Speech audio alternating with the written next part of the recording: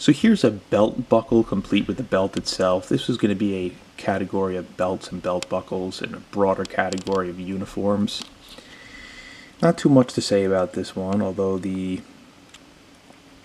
authenticity of these ones are often very difficult because the copies of the belt buckles are almost exact like the original. So when they're complete with the belt like this, and obviously you can see this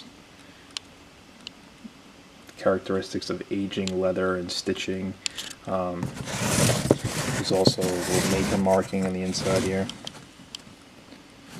Unfortunately, there's no markings on the inside of the metal buckle itself, but for things like this, you're much better off gauging the authenticity on the leather than you are on the metal, because the metal can just be copied almost perfectly and much more difficult to do so on the leather. So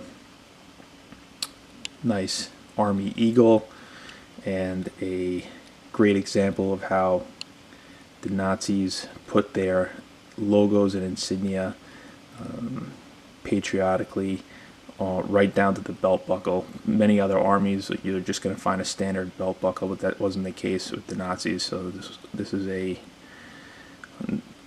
good point to make as far as the emphasis that they put on their attire and the quality of their insignia and design. Notice it's not only just a standard belt buckle, there's also pebbling pattern and darkened spots as well on this. So very ornate belt buckle, complete with your Army Eagle, your oat leaves, and the gut wounds.